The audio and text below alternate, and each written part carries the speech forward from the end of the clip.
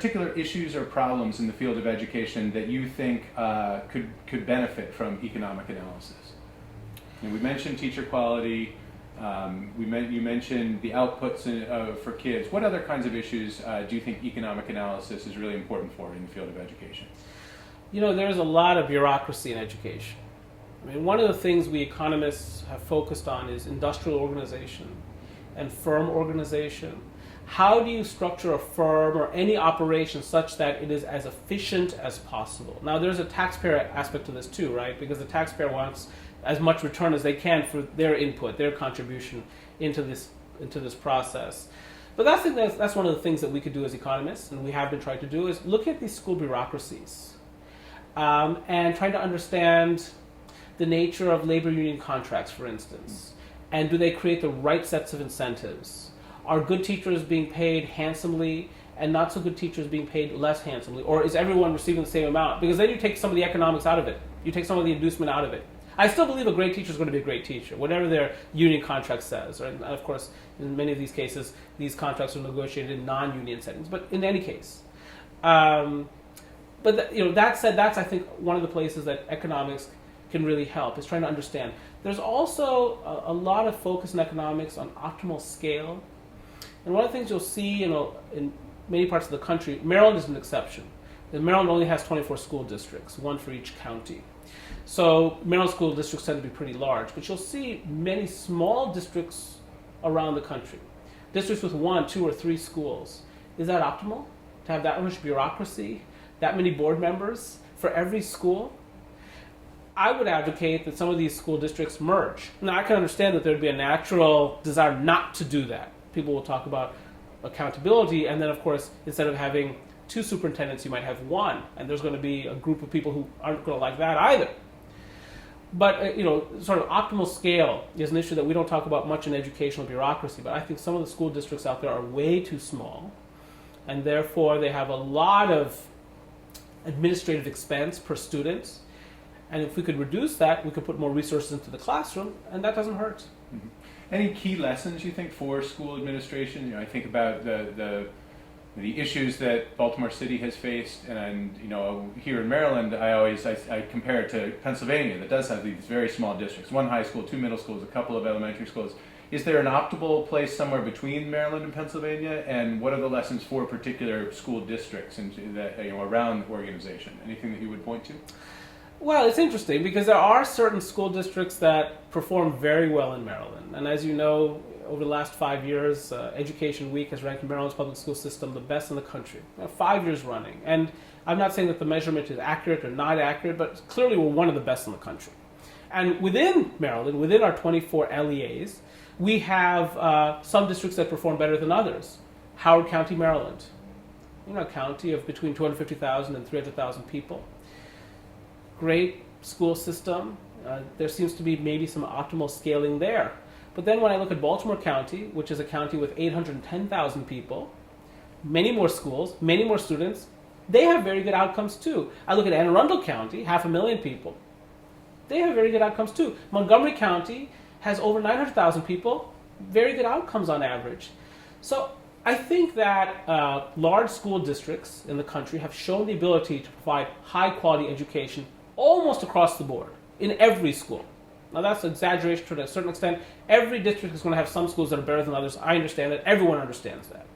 It'd be interesting to know why that is, and there's some socioeconomics behind that, but that may not be all that's taking place. But in any case, I think what I have seen is the bigger problem in America is 2 small school districts. I don't think 2 large school districts are as problematic. And remember, if you're a superintendent of a large school district, you can do things to sort of break it up. Divide the city up into different groupings and so on and so forth. So you can manage that process so that the system acts like a group of smaller school districts. But when you've got a really small school district, it's hard to generate economies of scale. And and you mentioned the Commonwealth of Pennsylvania, many of those school districts I think have that problem. Just too few schools, not enough economies of scale, makes life very difficult for them and very expensive for them. Mm-hmm. And the other question I had then is, are there problems in education that you think economics is not well suited to answer? And I guess one way of thinking about that, in your time on the school board, were the things that came before you and you said, as an economist, I just don't have a lot to say on that? Oh, many times. Many times. I'll tell you, it got back a little bit to demand and supply. Because my feeling was, as I was on the school board, year after year, that, we were doing a better job, not a great job, providing better facilities. The boilers and the chillers were working more frequently. The roofs weren't leaking as much. The teachers were generally more highly credentialed, as were the principals and the assistant principals. So we were making some progress along those dimensions. In other words, the quality of supply, the nature of supply was improving. But I always thought that's not going to get us to the promised land. That what really needs to happen is the transformation of the demand side, the customer, the kids. The kids have to change to a certain extent. They have to want to come to school to learn. There's some stereotypes around school children in India or China or Japan. They just want to learn. They come to school to learn. They can't stop studying. Maybe that's too extreme, I don't know. But our kids are going to have to compete with those kids. And my feeling was that our kids don't fully appreciate what they're up against in this global economy. And so they need to come to school with a bit more urgency. They need to want to be in that classroom, sit down, get ready to learn. And then if they don't find themselves encountering a good teacher, they need to tell the principal. They need to be stakeholders in their own education. This teacher is really good in history, but my math teacher I don't find to be that compelling. Be a stakeholder, have that kind of stake. I don't see that. And I think, and this is, again, I'm not to pick on Baltimore City or inner cities generally, but these are the folks who benefit the most proportionately from public education, or at least can. At least they can benefit the most. And I felt that we can't get there unless the demand side, the quality of the customer improves. Mm-hmm. And I don't know how to do that as an economist. I don't know how to convince families this is what matters more than anything in your world.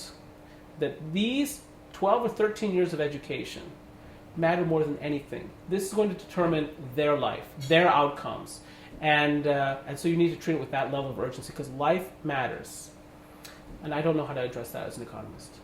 And we could see that, I suppose, as an issue of culture, but that in itself maybe is an issue of education, whether the parent, we know that educational outcomes correlate to parents' education, and maybe that's that connection there, that the parents don't know about the issues of competition that you mentioned or things like that. I don't know, but okay. No question. I mean, why is Montgomery County Schools so good? Well, these are the children of the scientists at NIH and FDA, the children of the folks who work at the highest levels of government in Washington, D.C., who work for the tech firms in Northern Virginia or in Montgomery County or in the I-270 corridor generally. And they're sending their kids, this cognoscenti, are sending their kids to Montgomery County schools. No surprise the outcomes are going to be good. In Howard County, the same thing. Howard County, by many measurements, is the most educated county in Maryland, and Maryland is a very highly educated state. So educated parents are sending their kids to school, and they're going to demand excellence. You see the same things in communities like Minneapolis, Seattle, Boston, Austin. Cities where there are a lot of educated folks, and those educated folks send their kids to school, and the kids have good outcomes. Well, of course, education begets education. Sophistication begets sophistication. Ambition often begets ambition, though I've met some lazy kids that come from, really successful parents. We all have. But yes, and so there's a lot of socioeconomics behind this, no question. But again, and the challenge is, how do you explain to parents who often did not benefit from significant educational attainment, this really matters? And again, it's not just a Baltimore City or inner city issue. I see this in the suburbs. And I see this in southeast Baltimore County, where a lot of parents historically have worked for the steel mills or the shipyards. So I didn't graduate from high school, or I graduated from high school, I didn't go to college, and I did just fine. Yeah, you did just fine because you were able to work in the steel mill that just closed, or the shipyard that closed many years ago. Your kids are not going to have that opportunity. They're going to have to do it differently. They need to be in school, and they need to focus. That raises a question that I've had about the relationship between economics and education. We talk about the need to prepare all kids for 21st century jobs and the kind, give them the kinds of critical thinking skills that they need. What kinds of jobs do you think the economy is going to be producing? What percentage of our kids are going to be in those jobs? Because my understanding is that many of the jobs being produced by the economy right now, and I don't mean just now in the recession, but I mean more broadly, are actually somewhat low-skilled jobs, service industry jobs, that kind of thing. What do we need to be preparing kids to be able to do, given your analysis of where the economy is going? Well, clearly we have not prepared them to date, for good jobs at least, because they're not getting good jobs. Now, part of that is because of the economy.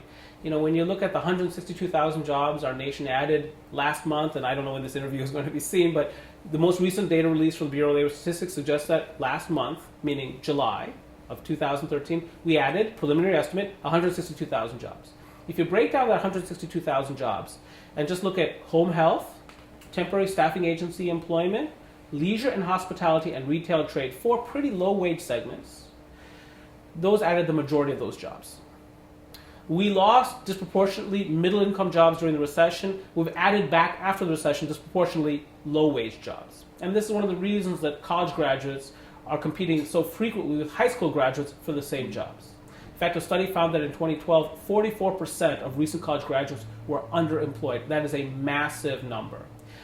One question is, are they underemployed because the economy has been bad and we're just not producing those kinds of jobs? Or is it because these college graduates don't really have the capacity to take on the kind of jobs you would expect college graduates to take on? Are we doing a poor job educating them? And it's possible. And one of the big issues has been major selection, right? You know, we've been trying to push students into engineering and math and physics and the computer sciences because we feel that there's jobs there and there's shortages of human capital there. Go there. And so that's one of the things that economists have been focusing upon, is trying to help people understand where are the opportunities of the future. Believe me, if you graduate with a degree in petroleum engineering, you will have no problem finding a job in America and keeping that job for 30, 40 years. Now, the fact of the matter is, going forward, we just don't know what kind of jobs are going to be produced. Who in the 1960s would have predicted this mix of jobs that we have now? All of these jobs in the life sciences and computer technology, so on and so forth. This was unimaginable. I think there was a time in which the CEO of IBM many, many years ago said that the demand for computers globally was 5 computers. And this would be basically capital owned by census bureaus around the world. And that's the only reason you need computers. Well, who thought that you'd have more than one computer on a typical desk in many cases? Okay. So what are the jobs of the future going to be? Who knows? Is it robotics? Who knows? What types of life sciences research is going to take place? Who knows? I do know this, that what we're trying to produce is not just knowledgeable young people. That's clearly, we want them to know about the Constitution. We want them to know about history. We want them to know about math. But the key is we want to produce kids who know how to learn. You know, it's the science of epistemology, science of knowledge. How do you acquire knowledge? We need to have kids who can acquire knowledge, who can adapt, because the economy is changing so quickly. It's not about the steel mill and working for 40 years and getting your pension anymore. It's just not about that, typically speaking. It's about other things. It's about moving around job to job to job. And it's often said that a typical young person will have 11 jobs over the course of their career. They need to adapt. Because my hope is they're good at every single one of them. And the employer's hope is that they're good at every single one of them. So that's what this is about, I think. And I think the economics profession has contributed a lot to this discussion about the fit between education and the labor market. Because there hasn't actually been a good fit, particularly when you look at higher education. So returning to the academic discipline of economics, are there any classic studies of economics, particularly around the economics of education, that you would think students should be aware of? Yeah, I was looking into that yesterday, trying to figure this out, and no, I don't think there's been many classic studies of education. The way there have been classic studies around monopolies or public finance or public goods. You have the Ronald Coase study of public goods and so on and so forth. I don't think so. I think what the literature has been focused upon is really nitty-gritty, hard data. Less theoretical and more about how are we doing? How are American kids scoring against their competitors globally? It's sort of not breakthroughs theoretically necessarily, not always, though I think the insights into the fact that teacher quality is so important, that's probably been where the greatest theoretical breakthrough has been. But a lot of the research today is very much focused on data. It's econometrics, it's statistical analysis. What are the correlations? Are there instances in which, despite their socioeconomics, students are succeeding? Are there instances where, despite their socioeconomics, their elevated socioeconomics, students are not succeeding? What's going on? What's the dynamism? What's the culture? I think that's where a lot of the studies have been. I wouldn't call them breakthrough, because I was looking for, in fact, I Googled breakthrough studies in educational economics. Basically, nothing came up. that was of any value. As I say, that there was a 2012 study by a couple of Harvard professors and one Princeton professor that focused on, and this made a lot of news, on sort of the lingering effects of a great teacher. And suggests that great teachers need to be compensated much better, or maybe we should just give to their favorite charities, whatever they want, because their social value is enormous. And that may be the closest thing to a recent breakthrough. Okay. And the way you describe the methodological or the methods used by economists there, it sounds like it almost borders into sociology, but these statistical correlations between what works, is there a border there, or do you see those disciplines as being really complementary in terms of the study of education? No, there's no border there. That's why we call it socioeconomics, because we know it's about sociology and economics. It's about culture. It's about how students engage their schools and how teachers engage their students. It's about human interaction. Well, we're talking about sociology, right? We're social animals. But that social interaction has economic consequences. And we're trying to understand those as well. So you cannot separate the two. This is very much both sociological and economic. And in many cases, economists don't like that. Economists would just simply like to focus, as we talked about earlier, inputs and outputs. How much did we spend? What do we get out next? It's not so simple. It's messy. We economists view sociology as messy. Well, it's messy. It's people interacting with one another, and we don't want to get into that stuff. It's ill-defined. Show me an equation. That's all I want to focus. I'll take the derivative or the integral. I know how to do that. But interactions between teachers and students, I don't know. I'm an economist. If I knew how to get along with other people, I would have done something else. So yes, but you cannot tear the two apart. And that's why some of these economists are truly great, because they've gone beyond the statistical to look at the social dimensions of educational outcomes and the economic consequences of those educational outcomes. They've gone beyond the statistics, and they've looked at the intangibles, and they've written about them. It frustrates them that they can't quantify all of this, but we're gaining knowledge in the process. You mentioned the economics of school finance there, and I know from a lecture that I saw you give several years ago that spending more doesn't necessarily equal better outcomes. What is that relationship there between the budgetary inputs into education and the outputs we get? Is there a clear relation, or is it completely mixed up? I don't think there is a clear relation. I mean, are we spending more as a society on education than we did in the past? If you look at the history of America, oh my goodness, yes, by orders of magnitude we're spending more per pupil in many cases. Certainly we've raised our spending in Maryland on a per pupil basis. Are the outcomes that much better? Somewhat better. But in terms of rate of return or bang for the buck, I don't know how much there has been. So no, it's not just about finances. And again, this is why it's so important to recognize the value of great teachers. So if you're going to spend more, spend it on creating them, retaining them, compensating them, rewarding them. That's where. And the secondary issues relate to the quality of the cafeteria. Everyone wants a shiny new cafeteria. Who doesn't? But it's second most important, at least, behind teacher quality. I think that's a real insight that we economists have given to the education community, which is that, look, in terms of priorities, because your budgets, well, you face scarcity too. Limited resources. If you're going to put your resources someplace first, if you come to a new school and you're the new principal at a school or the new superintendent in a school system, where do you want to look first? Teacher quality. We economists, I think, have given the education community, to a certain extent, the ability to focus on that first. I think that's very important. And that's one, to the extent that systems don't focus on that, they're going to spend a lot of money on other things and not generate great outcomes. No surprise. Okay. In a way, we may have covered some of this, but what lessons from economics do you wish that more educators took seriously? If there were a few things that you would say, as an educator, you need to pay attention to this, what would those be? I think the economic prospects of their kids. For instance, in higher education, we just do not do a very good job helping young people as they enter college, for instance, understand. These are some of the implications of your major selection.